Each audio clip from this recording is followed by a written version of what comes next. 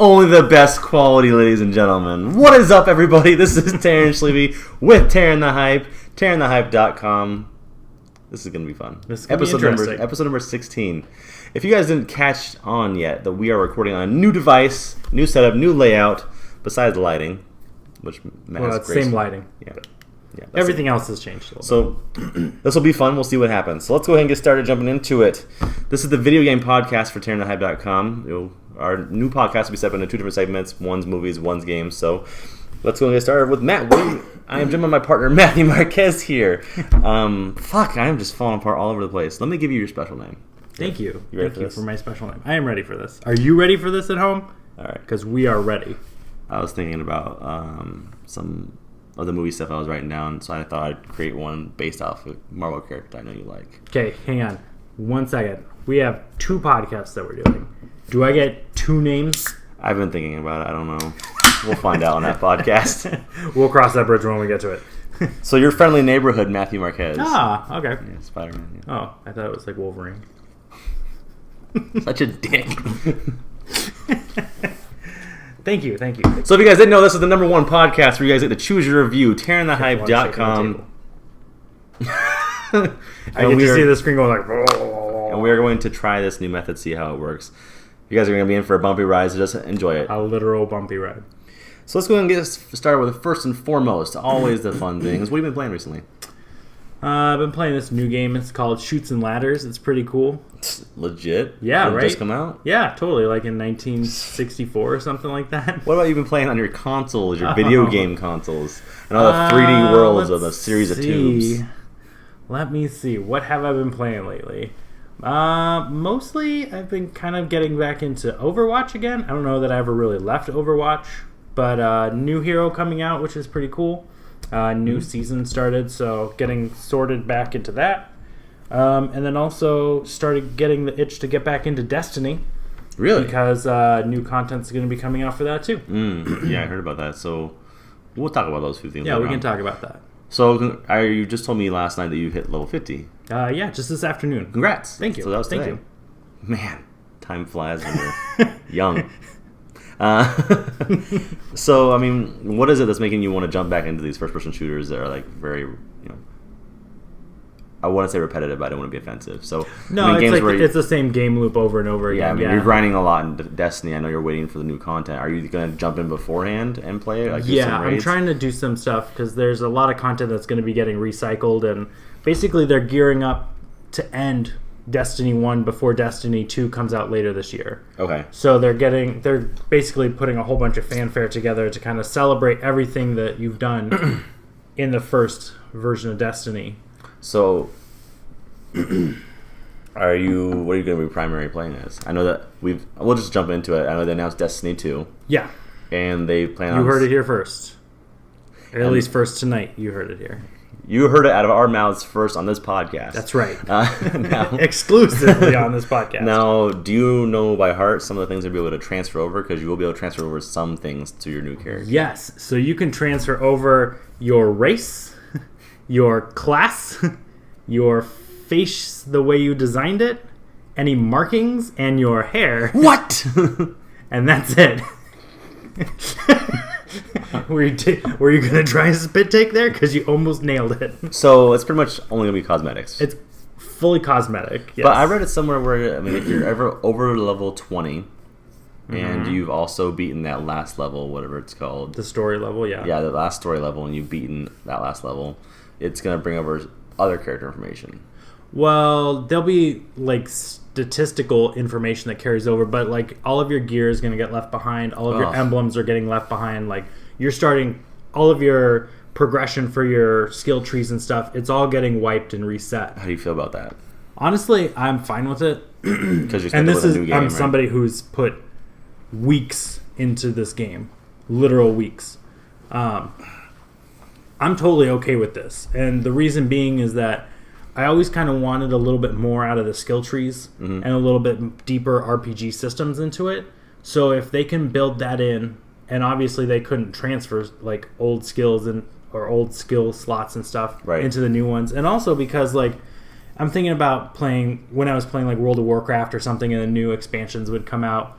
and I already had almost everything unlocked, and it was just like, and here are 2 new skills for every class. I'm like, all right, well, that's cool. I don't play every class, so I'm really just getting like 2 skills for the 2 or 3 classes that I like to play. So it's not like I get to experience that much new stuff. It's not valuable to you. I'll get new gear and it gets replaced, but at the same time, I'm like, well, it's kind of nice, but starting from scratch, it feels like... It's bubble water, man. I'm telling you, man, sparkling water is bad. Oh, it's great for you. No, it's... It burns so good. It burns so good. You learn to love it. It's called Stockholm Syndrome. But I tell you what, you put some of that stuff in your pineapple juice and your orange juice. Starting fresh at like an even playing field is going to be really cool to see where they take the story, where they take the characters and the systems and the world, and hopefully just make everything bigger than it was originally. Okay. Yes. So... and I will be honest, like there's some things I'm going to miss. Like there's certain weapons that I unlocked that I'm going to be bummed about not keeping. My armor, I've always been like, whatever, it just kind of looks okay the way it is. But my shaders, I really care about more than my armor. Well, and then some of that's paid content, though. And special like situational content, like holidays and stuff like that. You have to get those shaders and those like emotes and dancing moves and stuff like that. Yeah, and none of that carries over. That sucks. Your silver economy doesn't carry over. Is there going to be badges or like an announcement saying, "Hey, you got this" while you were there? So they've said that there's going to be certain, basically like cosmetic-y type items that will somehow represent in the new Destiny 2 that you were part of the first Destiny, that you got so much stuff or collected so many things or whatever. One of the things that they had a live stream today that they were starting to outline what they're going to be doing over the next couple months in what they're calling an Age of Triumph, which is their kind of farewell to year 1 or Destiny 1. Keep thinking year 1, but it's really the 3rd year of the game. So Xbox One. Xbox off.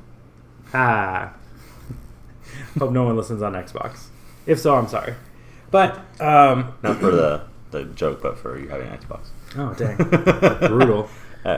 But so there was a live stream talking about you're going to be getting I can't remember the name of it now. There's like a record book. That's what it is in game that it tracks. It's going to have things for you to do over the next couple months, as well as it's showing you like things that you've done previously. Like if you've played any content between launch day and before the Dark Below released, you get a little bit of experience in this book. And the more experience you get in the book, you unlock emblems and shaders for your character. Kind of like a prestigious sort of thing. Okay. And basically it's like a fun thing to go do. And like there's other things too where it's like go collect X amount of having collected X amount of shaders or ships, explored all the areas, found all the golden chests. Okay. Do a certain amount of strikes. So it's all stuff that like you could have already done a lot of this stuff, but there's going to definitely be things that you haven't done to go back and do. So it's going to give you some credit for what you've already accomplished, but it's not going to be like so much towards like you get your character, you get your skills or stats or armor, but you are going to have some type of credit or reward system for it. So that's good. And this book specifically is just for Destiny 1. They haven't really outlined what exactly is going to be your reward in Destiny 2. That'll probably come out closer to when they reveal Destiny 2. Okay. So what about Destiny 2? Have they announced the release date exactly? Do you think it's going to be 2017? Or it's supposed to be everything. Everyone's saying it's this year. There was a rumor going around for a while that like if Bungie didn't release Destiny 2 this year before the fall or something like that, that Activision was going to gain a controlling part of Bungie's IPO or something like that, so they would basically be in charge of the company. But then Activision came out and said that that's not true, that they don't do any deals like that, so not to worry. But everything that Bungie is saying, Activision's saying, is that it's coming out this year, probably sometime around August, September. Probably, I would say September, because that's usually when Bungie likes to release stuff, is the 9th month. Yeah, they like to I think the last Taken King, wasn't that September as well? I think so. But I think that that's definitely looking more towards a September release, if not maybe October if it gets pushed back. Yeah. I mean, I don't think they want to dance with November, but No, they definitely don't. Not this year. because they'll be competing with the next Call of Duty. Call of Duty, Red Dead's coming this year, Yeah. and something else is coming out. I'm later actually this surprised year. that they're doing such a fast turnaround for Destiny 2. I thought it was going to be more of, like I said, their longer 10-year plan, which they Yeah. definitely did not keep up to. Well, I think that 10-year plan is like for the life of Destiny, the brand. Like PlayStation 3's 10-year plan. Yeah, exactly. Okay. Like, yeah, it survives for 10 years, but Okay. So what about Overwatch? I mean, you hit level 50. I mean, what's the level cap that you're going to be aiming for? Or are you just playing and you're hitting I'm those just levels? playing and yeah, I'm hitting the levels. Did you finish Not your... really actively trying to get a certain level. Did you finish your competitive mode? I have 2 more placements left. I wasn't doing very good today, Okay. so Maybe we should jump online maybe tomorrow or Friday, this weekend and help you finish those. cool. Maybe you shouldn't drink sparkling water before you podcast because It's... you can't talk. So, what have you been playing lately? Here I am monopolizing the podcast. Well, no, you're fine. I mean, I asked. I want to know. So, I mean, I've been playing a lot of Horizon. I mean, I really haven't been playing anything else. Before I talk about Horizon some more, I jumped into the new PlayStation Plus games this week, which were Tearaway. Severed on the Vita. Very nice. How do you like it? I was really surprised by it. I didn't know what the game was because Yeah. I actually didn't look into it at all. But getting it for free, I mean, I like that team, and I'm like, wow, this is a really interesting way of playing games. I know that it's more like first-person shooter, but it's really not as well. Yeah. It's more adventure, and It's like a first-person dungeon crawling. Yeah, it's like a dungeon crawling first-person fruit ninja It's true. for your Vita. So, Severed comes from Drinkbox, who previously did Guacamelee, Right, and also did which is an awesome game. that's a blob one on the... Oh, Mutant Blobs. Yeah, That's yeah. right. I was like, I think they did something else too, but I couldn't remember. Yeah, Yeah, that was yeah. a really fun game too. So, and I mean, they've been hitting the ball out of the park with Guacamelee. And I think that with Severed, they're probably going to have like their 8 or 9 special editions that they have with Guacamelee. But I mean, it's really fun so far. I'm really liking it a lot. I was playing with Zoe, and she's really scared of it because of like all The the monsters are kind of creepy. all the limbs that come off and like the wavy, shadowy parts. Yeah.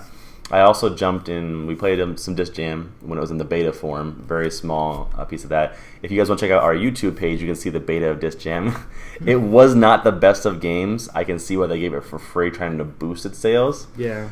But it was still entertaining. You can listen to our podcast and see how much we had like we had fun fun, with. but I feel like we had fun because we played it together, not necessarily because we had fun with the game. It was Right. we had fun playing with each other. Yep. While we were playing the game. So yeah, it's not the best game in the world, but it's definitely fun if you have a friend and you're sitting on the couch together and you only have one other people to play against online. So Right? Poor people that just kept getting matched up with us. I'm worried that we're going to run out of space, but with Horizon, man, I tell you what, that game is just the gift that keeps on giving. Yeah. I am loving it so much.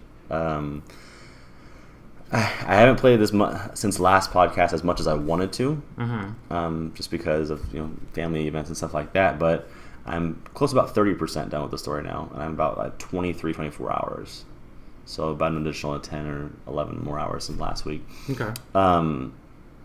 After adventuring further into the story, I kind of stayed in that little safety zone to the right-hand side of the map where it's like, oh, this is all the stuff you can do. I like to like clear that out as much as I could, and then move on. Okay. So I'm actually like going to like level 13, 14 areas when I'm like level 22, level 23.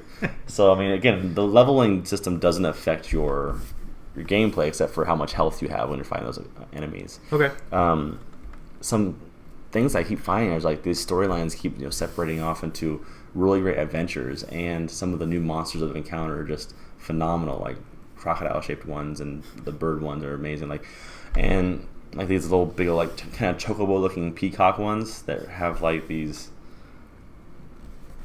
lung breasts that made of metal that you have to shoot and to break off of them, and then they're squawking and they jump all over the place, and when they jump they try to jump over you and just like swipe underneath them. And it's Nice. super dangerous, but it's a lot of fun. That's cool. I haven't fought in one of the big guys yet. I knew their name last week.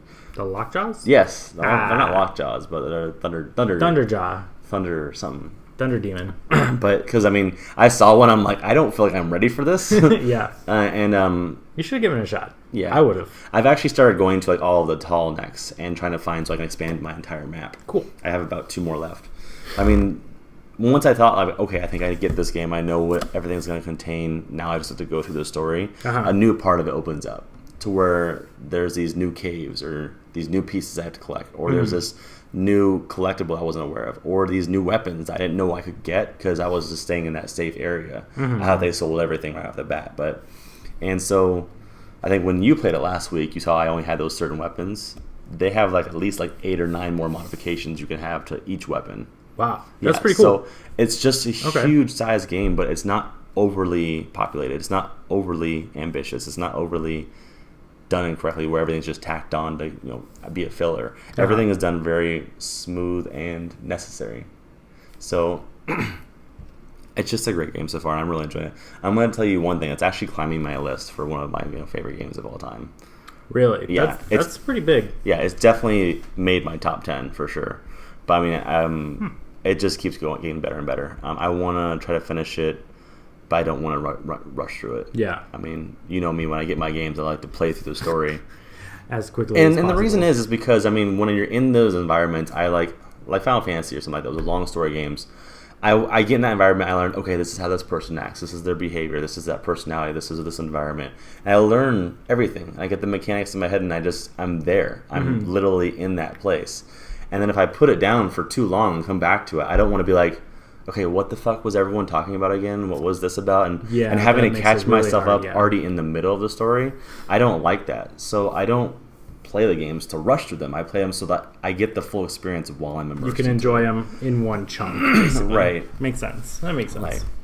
So, I mean, even if we ever reference it in the future, but was that before or after it? No, I know because I did it all. Because you're in it. Yeah. So, definitely a phenomenal game. I'll try to have like a separate specific review for it, or unless you want to be on it as well, if you want to play some more before we have a review. But if not, then I'll do a separate review. But just an amazing game so far. I definitely recommend picking it up if you haven't yet.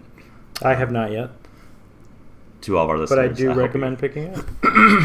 I do plan on picking up in the future. That's definitely on the short list of what I need to be playing next. So yeah. Moving on. Besides that, I have also been playing. Well, nothing else really much. Sorry, I don't have my computer because you guys are using it recording.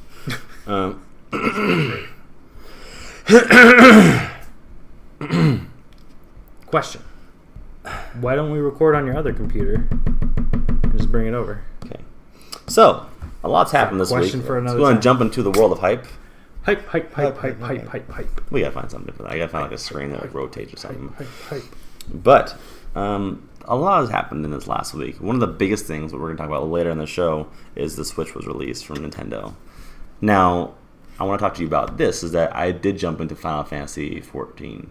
Oh. And I was playing Reborn. I got to like level 14. Okay. 15. How appropriate. I got a fair amount of time spent with it. Yeah, that's a decent amount. Did you get out of the starting zone, the starting city? Okay, hang on. What city did you go to? Were you in the woods? Were you in like the sky? Or were you in like the desert? Desert. Okay. Yeah. Can't remember the name of the town, but I know which city you're in. Yeah. So I was one of those like cat-like people. Okay. And I did it under the TarynTheHype profile, so I could get that. Nice. And so I was what's the fist fighting one? The pugilist? Yeah. Yeah. That's what I like. Whenever I'm jumping into an online game, I mostly am like a monk or a pugilist. Some sort of a fighter character. Yeah, a fighting character, but focused around speed and agility and fist fighting if I can, if not, defensive, fast offensive. So I really liked it so far. The map was a little hard for me to work with because when you had so many quests, like telling it which one you wanted to focus on and find where that quest was on the map, and also find out where you're at getting to that. It was a lot of. It was a little convoluted for me. The UI is it presents a lot of information, and it doesn't always do a good job of explaining the information or how you can adjust it to make it more usable. But yeah, there's a huge learning curve that it took me a while to kind of get used to it and figure out where everything was and how I could best navigate everything. But yeah, it was fun. I mean, I liked it. It was a fun game. You're definitely right. It was a lot better than 11. I felt like the environment was more interactive. There was more for you to do, and it was more forgiving, but also not like where it just was too easy. Yeah. And I liked the combat a lot. I think it's super fun combat. It was very fun. Yeah. I liked the layout of the controls and being able to have different sets and presets of your actions and movements. It felt really natural. Yeah. The same way kind of DCUO handled it too, where it took 16 skill set, or 4, 8, 12. Yeah, like 16 skill sets, and just mapped them using your triggers as kind of like an alternate key. Yeah, and I can imagine like when you get to like later levels, when you have myriad amount of skills, to fill all those sets, it can become more like a hack and slash because you're constantly pushing something. Yeah, and in the lower levels, you're kind of slower because you only have only have a couple skills. But I mean, I can imagine how it can be very fluid and very functional and interactive. So I wouldn't mind checking it out down the road, but it was fun. It was very fun. 2-week free trial. Excuse me. No, you're fine. Oh, God, this is fucking broken. All right, so and then the question I was going to have is this: with the Nintendo Switch, they've been discussing rumors of Final Fantasy XIV coming out to the Switch. Do you think that's even a possibility, really? Or do you think I did not hear about that? Yeah, interesting. I don't know. I prefer getting Final Fantasy XIV on my PSVR before it gets its way to Switch, which was discussed prior to VR's launch. Yeah. Yeah. So they were already in rumors with discussing the fact that it's going to be available on the Switch. Now, here's the kicker.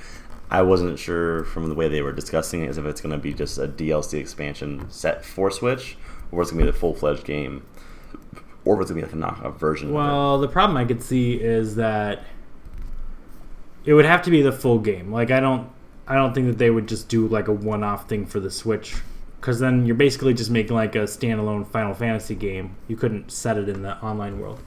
But the problem I would see with it is you run into memory concerns fairly quickly because you have to have the game, which probably is a little bit too big to fit on a card.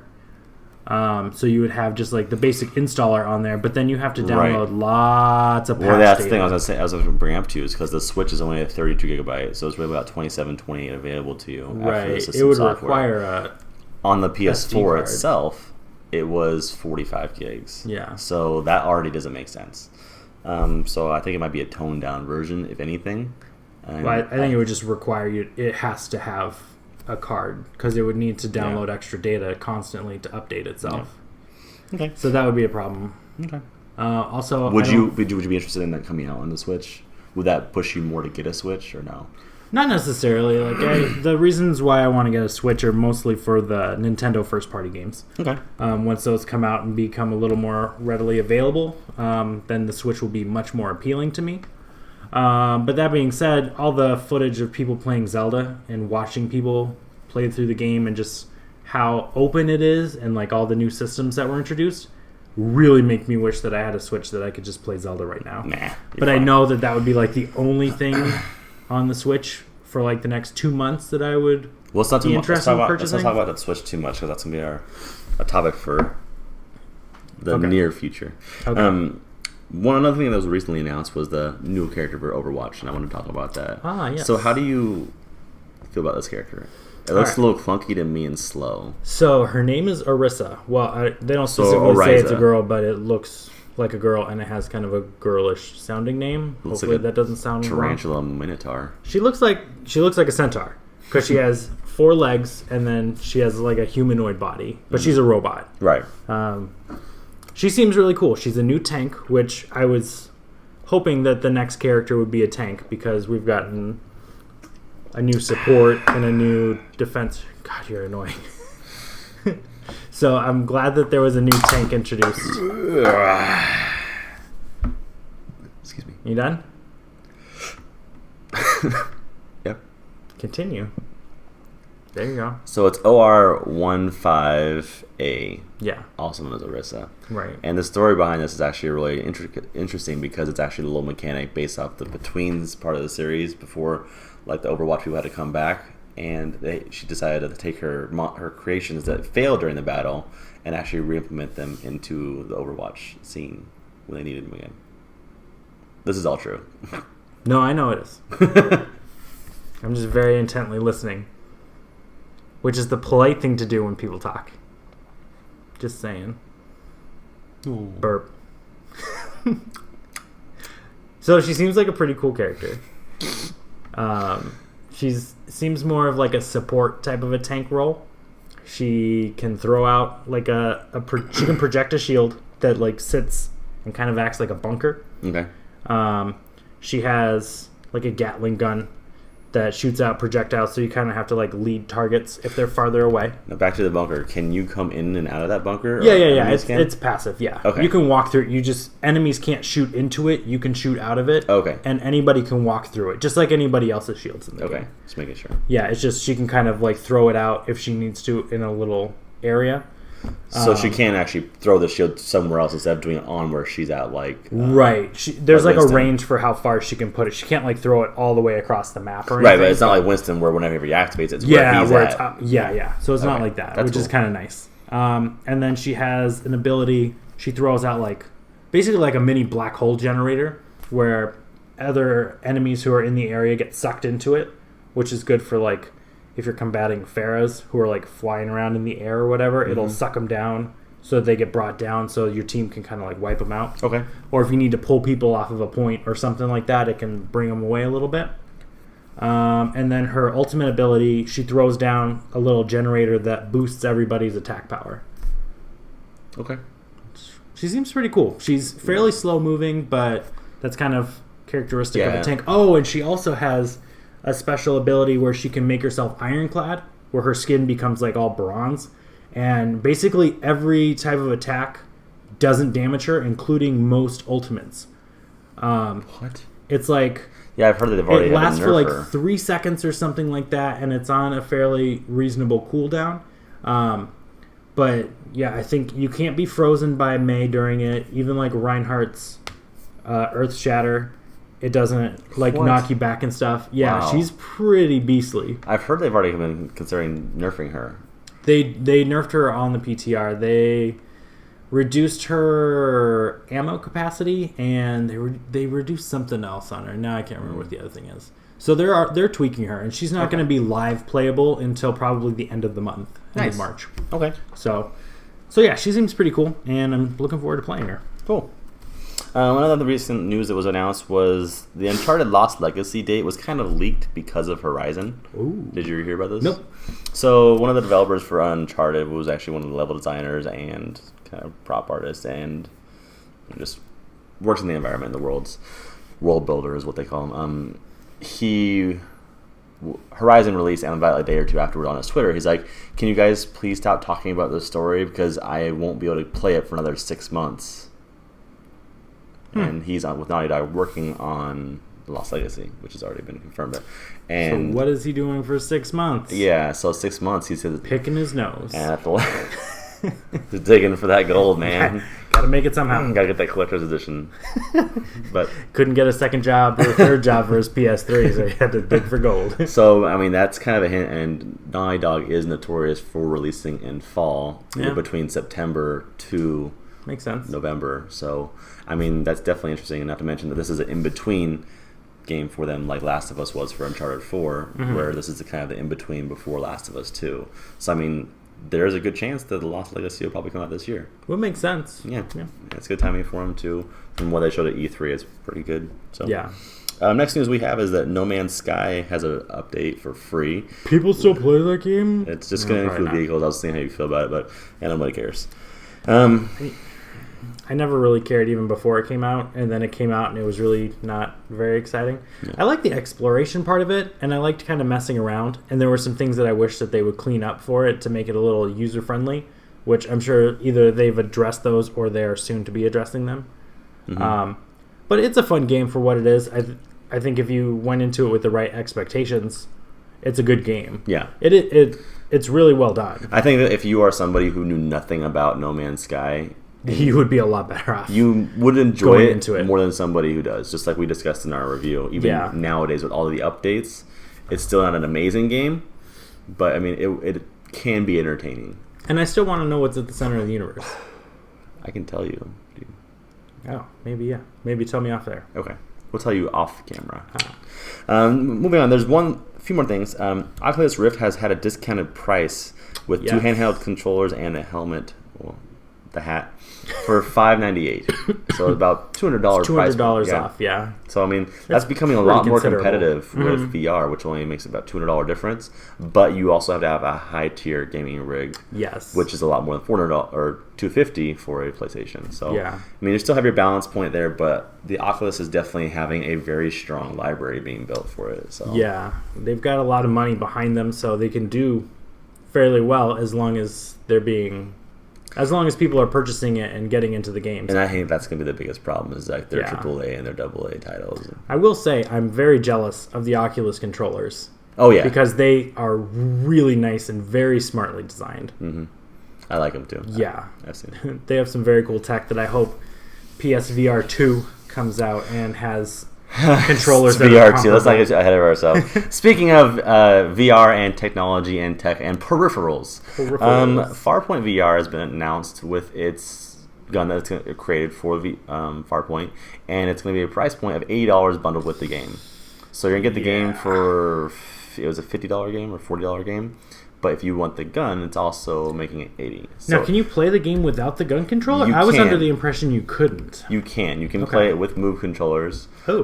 But here's the interesting point. How would you move? So here's the interesting, is that you can also, if you and a friend purchase the gun, or you and a friend want to play, they have levels in the game that are co-op VR levels. I did hear about this. That looks really interesting to me. That is very cool. I can't wait to play that with you. Yes. Because I mean, it's literally, it's not so much like Army of Two, where it's just two guys playing a first-person shooter. back. But it's like if I'm in cover and you're in cover further back and you're seeing me, and if I'm wanting to look over, it'll track my body motions. So however I want to look over there, if I want to hunch over and sneak over somewhere else, it will track all of that. Very cool. And so I mean that's the cool thing. Now we just gotta get somewhere of physically moving around in our my bedroom, the living room. So Yeah. but I thought that was that's very cool. interesting. I'm looking forward to that game. I hope it's gonna be. I hope it's good. I hope it's gonna be amazing because that'll just keep the lifeline of the VR going Yeah. stronger. So And having another peripheral that's designed for like first-person shooter type games, I think will help proliferate the first-person shooter genre on proliferate. proliferate. Damn it, Wiggity, can't even get wiggity through whack. once. But I think that'll help push the genre forward, and it'll just be really good for the platform in general. I'm excited So, for it. fingers So guys, crossed. keep an eye out for Farpoint if you haven't had that, and if you have a PlayStation VR, definitely look into it. Also, last thing for the news today is that I'm not sure if you played Nier Automata, but No.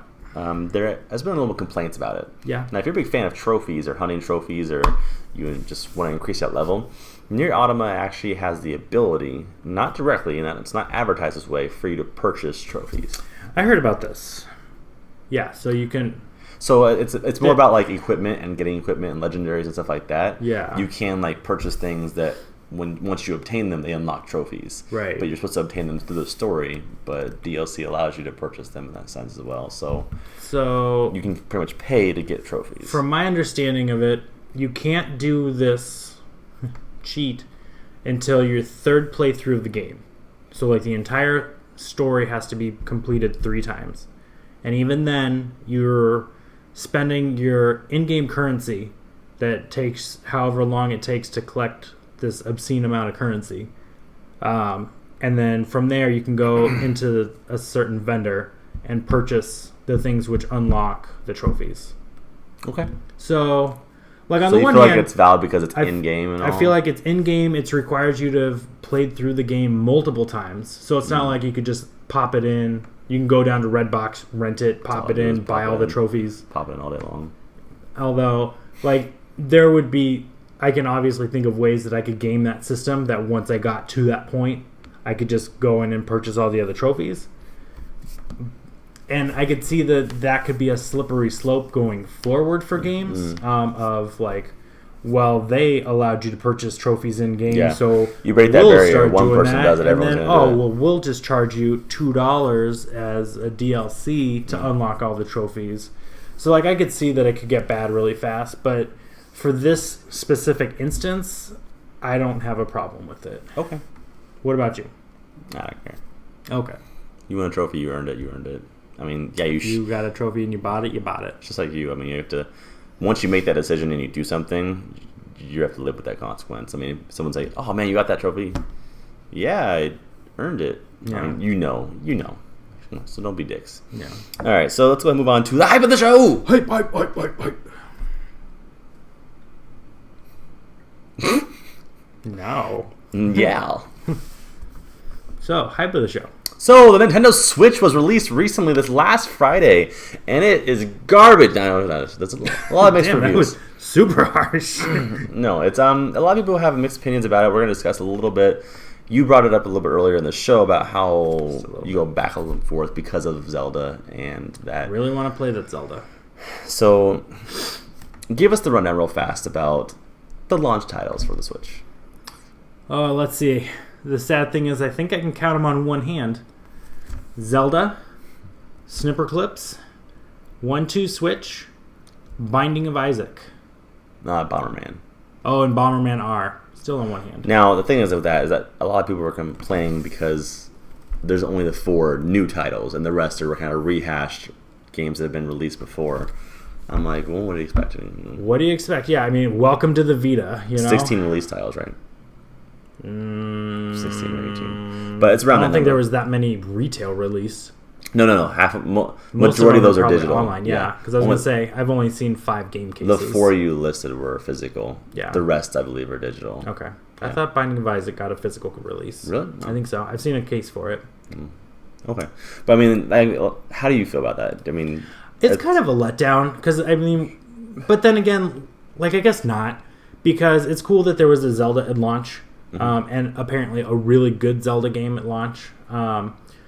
But then when I think back of like the launch of PS4 and Xbox One, really to an extent, they both had pretty good launch lineups with a decent range of games from first and third party. Right. Whereas this feels more like an old console launch where it's like PS2 and before. Even PS3 had a somewhat decent selection of games to choose from. Not very good quality of games, but there was a good selection. More than this, yeah. But yeah, it's kind of disappointing to see that there's so few games available for a system at launch, and there's stuff that's like they've already outlined that there's stuff coming out next month. There's going to be stuff coming out in the summer. There's going to be stuff coming out in the fall and then the winter. Right. So like they've put out a roadmap of what's coming out, and it's a pretty decent for a first year. But like looking at it right now, it's you're buying the Switch and you're going to play Zelda, and then that's probably it unless you want to play party games, right, with friends, right. And that's what 1-2 Switch is. It's a primary party game. But right. From what I've been seeing, a lot of videos and reviews, and regardless if it's just gameplay, is that there's a lot of functionality issues with it because... Yeah, you shared a video with me that's like a compilation of people... Those are issues. I'm talking about just like the game itself, like with 1-2 Switch. Is that, like, for example, like the one where you're eating food. Yeah. You're constantly... If you don't hold in the right spot, if you move it too far or too close, the sensor doesn't work. I think that's probably...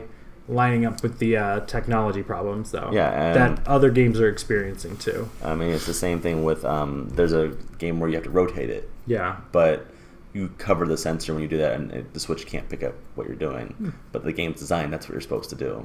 So I mean, it's like small things like that. Like I feel like the developers just weren't really thinking about the user at the end. They really weren't planning about. Which doesn't make sense because it's developed by Nintendo, who was developing the hardware.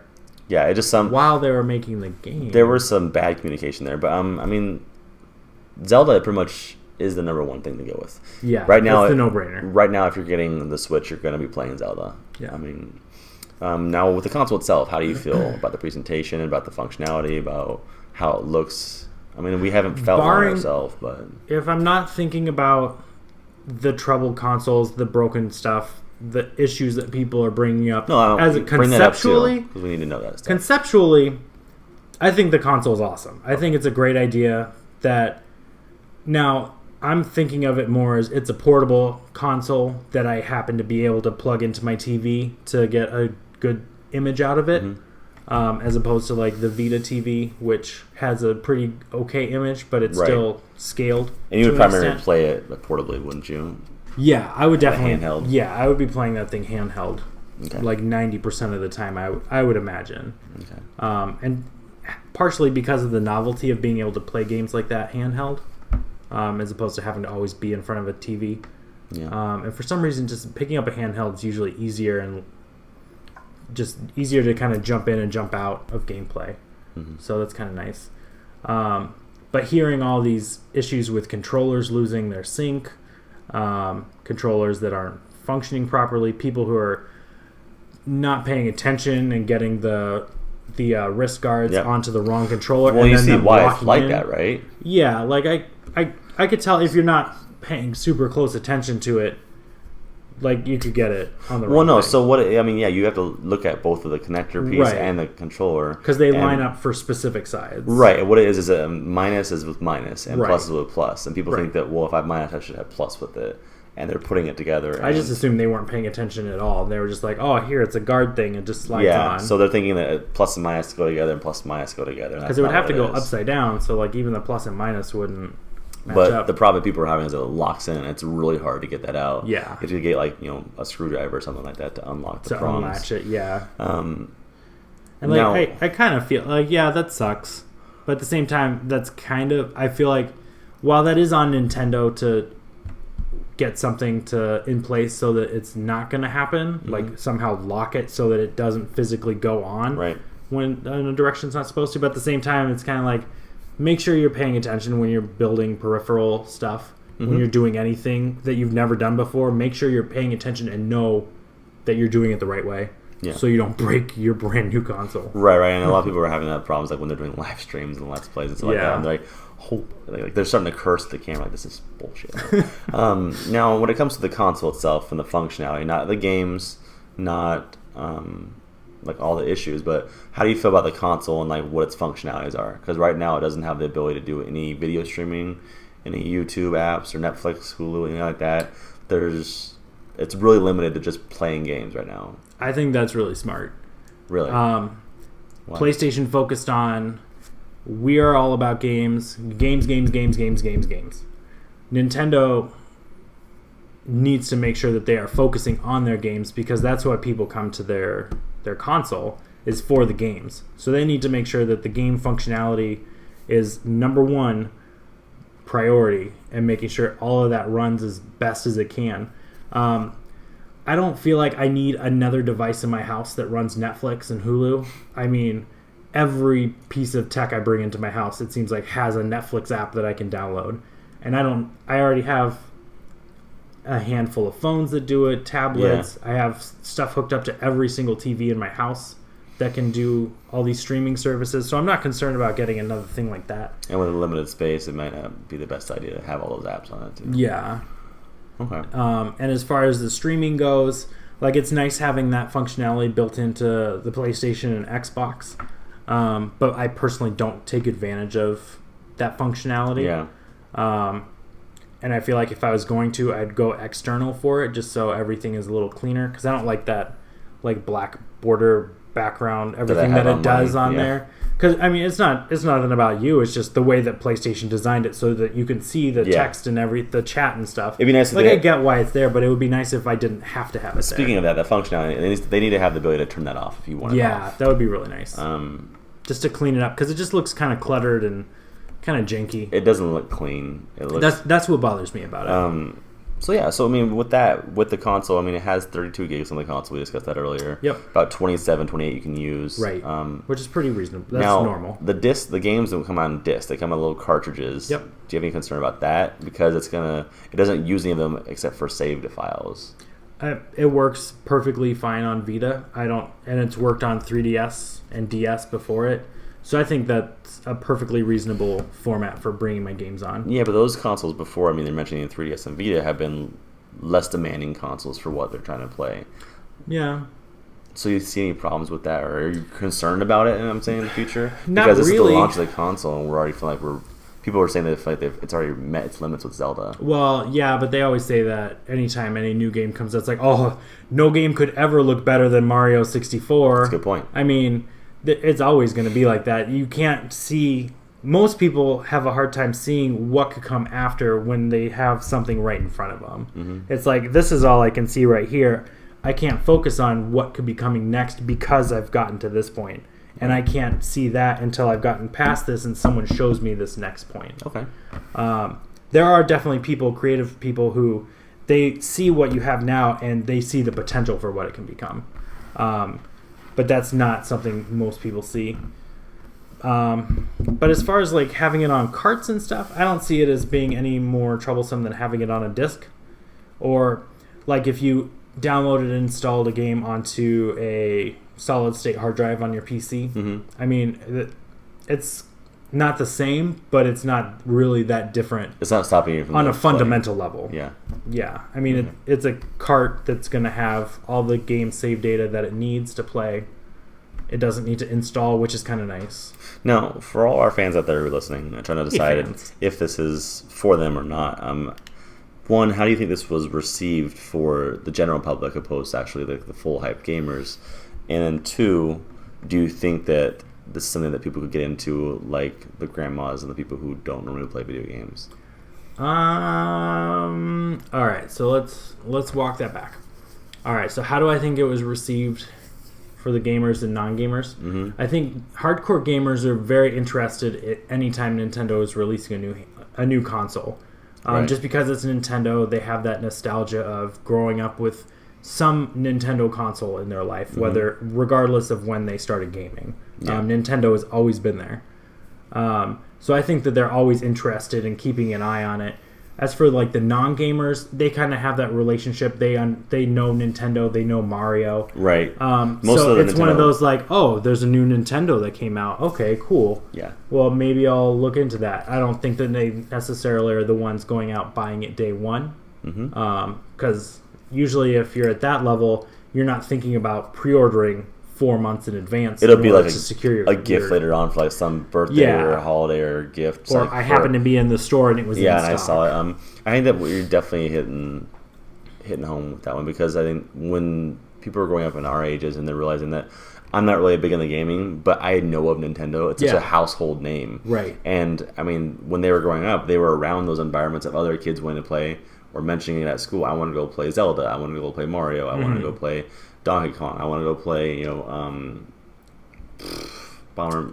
Zelda, anybody, Metroid. Yeah, Kirby and all those guys. Yeah. I mean, so there's tons of first party games, Metroid, I mean, you name them. So there's tons of first party games and licenses that they have that I think they're definitely going to use to their advantage, like Nintendo does. They always do. But I think those big names are still honing in on those families who don't know a lot about gaming. Yeah. And this device being portable and still being good quality is going to definitely be a big selling point for them when they look at a PS3 and like, I don't know much about this. Right. But Nintendo sounds familiar to me. Right. Because all video game systems are Nintendo's. Yeah. To a certain generation. Yeah, to a lot of people. So I think that's going to be definitely a fighting battle that Nintendo's going to have against the PlayStation and Xbox. Not so much a battle about, oh, our game's better than yours, but they're going to be winning the niche family of this is what we do, this is who we are, this is who we've always been, and we're going to keep what we know best, which is making you pay $80 for 2 controllers. So, yeah. But I think it's going to be an interesting system to see what happens to it, because of the technology that's in it, for one, the problems that have been announced for it so far, as well as functionalities like being unable to manage your saves except for deleting them. Yeah, that is a very weird decision. I cannot for the life of me figure out why that was. Yeah, I was listening to some why that overlooked. is. But I mean, I feel like there's definitely a lot of potential here. I think we're definitely going to see a lot of people playing them, using them, having them on the streets, at parks, wherever it may be. I feel like there's still like a lot of concerns with it. My concern is that it competing with things that are necessities for today's generation, like the streaming. I think that's a necessity because everyone wants to stream the latest game, and if you can't do it on a console easily, it's going to be difficult. Yeah. I mean, I wouldn't want to plug in the HD60. What's it called? The streaming device that you have. The HD60. The Elgato. Elgato, yeah. Plugging Elgato into a Nintendo Switch and carrying around with you while it's portable mode and and trying to have a laptop. That's the one thing that like they've even said that there's no way currently of showing off gameplay externally when it's in handheld mode. When it's docked, it's coming out HDMI, right. So like it can pass through and stuff. But yeah, when it's in handheld, they don't currently have any. They have something in the works that they're trying to test, but they don't have anything currently. Correct me if I'm wrong. There's not a camera on it, right? No, No, I don't think there is. So there's nothing they're going to be able to do for actually augmented reality or VR. No, like that, so. I think because they were trying to think about, like, then that limits you to you can only play it handheld. You can't do it on the TV. And since they're trying to mimic the gameplay functionality between the two modes and selling it as a home portable console concept, like they're not going to really emphasize anything that favors one over the other. Which is weird because like they have a touch screen on it, but there's no touch functionality in a lot of games right now. Well, I think that's good enough information for the Switch. Fair enough. Thank you for discussing it. Yeah. There's a few more things I want to bring up about it, though, for not so much about how a console is, but a quick shout out to someone on Facebook called SnarfVod. Oh yeah, shout out. I don't know if that's pronounced properly, but I'm just gonna read a little story here real fast. She says, so I was checking out with the Switch at a local Best Buy with Zelda when I overheard a dad telling his son that he might have to wait a few weeks until he can buy the Switch, since it's sold out. And I decided to give him my Switch for his son so that they can enjoy it together.